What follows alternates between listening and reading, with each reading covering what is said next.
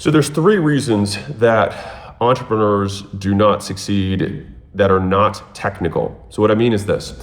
I get questions a lot about tactics, and I have tons of tactics, and I walk through lots of videos, and you can watch the other videos for that stuff. But when I talk to entrepreneurs, and I talk to plenty of them because we have people come out every single week here in Vegas. And this is, to be clear, not small entrepreneurs. So we're talking, 1 million, 10 million, 50 million. That's kind of the range of the people who come through our headquarters. So legit businesses, right? The things that limit them are not the tactics they seek. And so there are three things that are required to be super successful in any business. And the reason that I think most people cannot do it is because they are anti-human. So hear me out.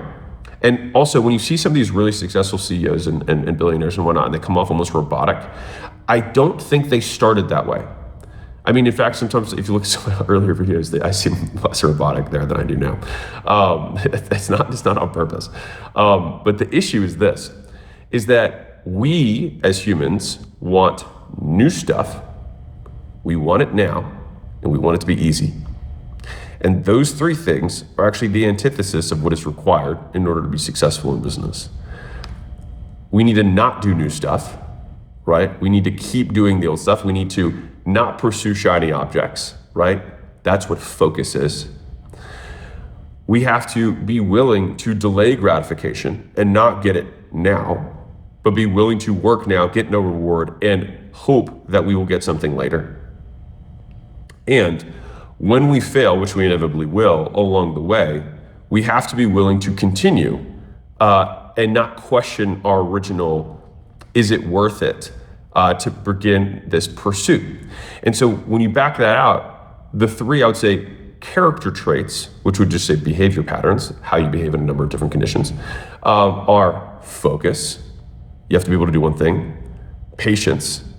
You have to do it for a long period of time. And frustration tolerance. You have to be willing to get kicked in the nuts or the face or whatever, the gonads, there you go, that's co-ed, for extended periods of time. And so I say these things because when I talk to entrepreneurs, they always seek the tactics. But this is gonna sound, I have decent pattern recognition at this point. I've talked to a lot of entrepreneurs. And I can usually guess, I'd say what range of entrepreneur they are by how they behave. And that's because all businesses can get very big. Not all entrepreneurs can get very big.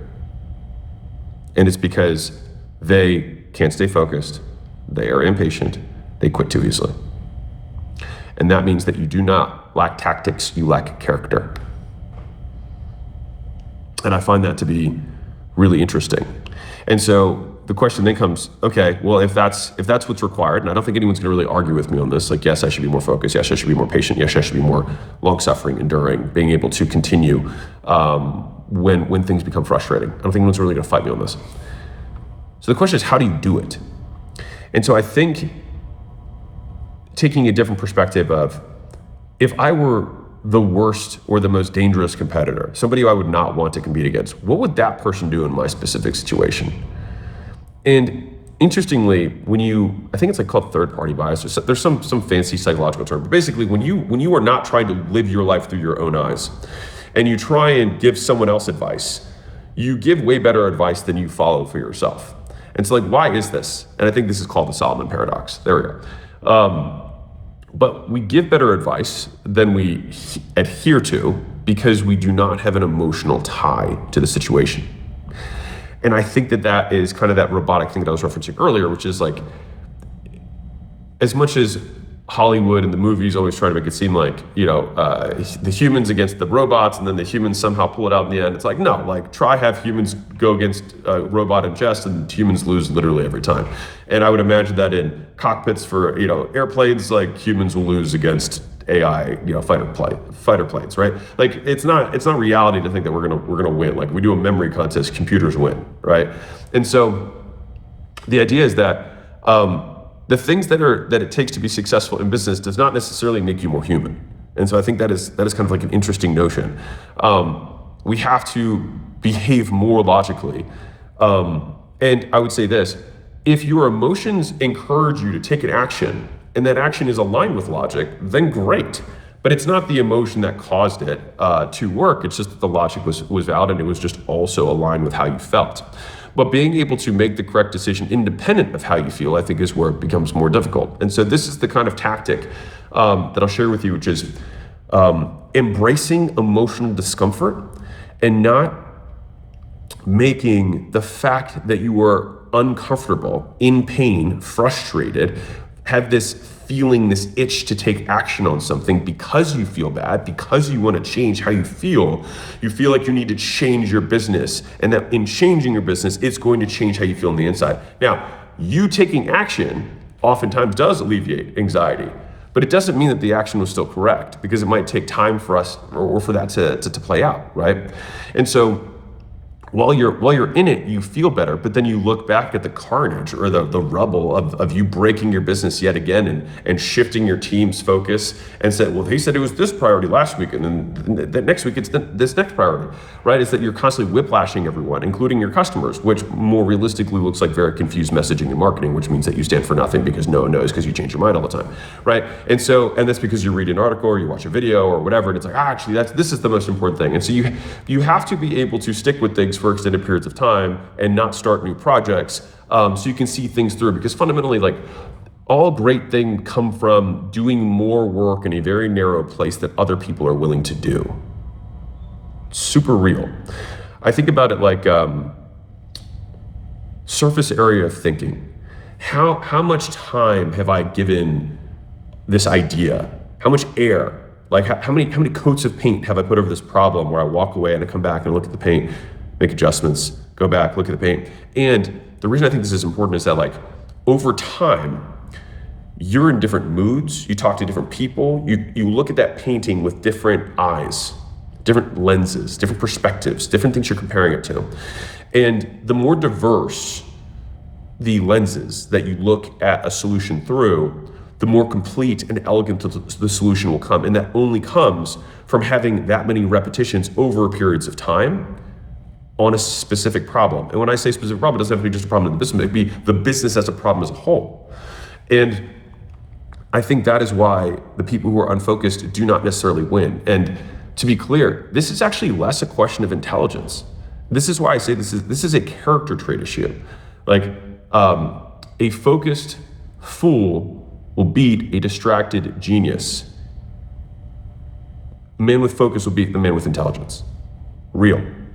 And so, in thinking about that, one, how can I behave this way? Which is, what would the most dangerous competitor in my place do?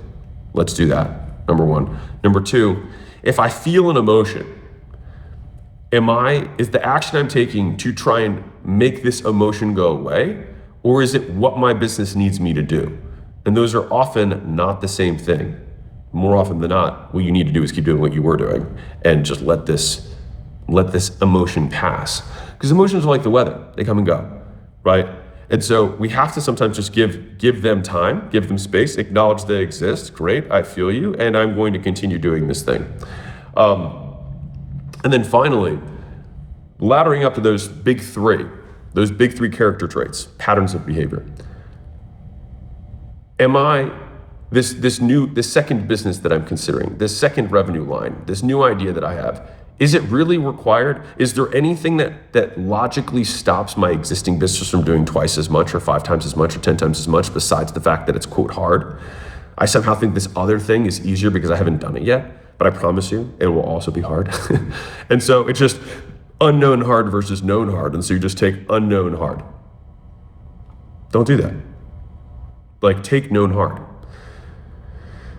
In terms of patience, the patience, I think, is giving yourself that surface area of thinking, is being able to have multiple coats of paint over the same problem and coming and revisiting it with different perspective and different eyes. And then finally, the frustration tolerance component is, am I able to sit with discomfort and continue to take the actions that I thought I should take before my emotions tried to convince me that they were inconvenient or incorrect? And so just something I've been thinking about on this Sunday as I just review the week and I think about some of the conversations I had with different entrepreneurs and how Almost none of them. They were all seeking tactics, but what they really needed were traits.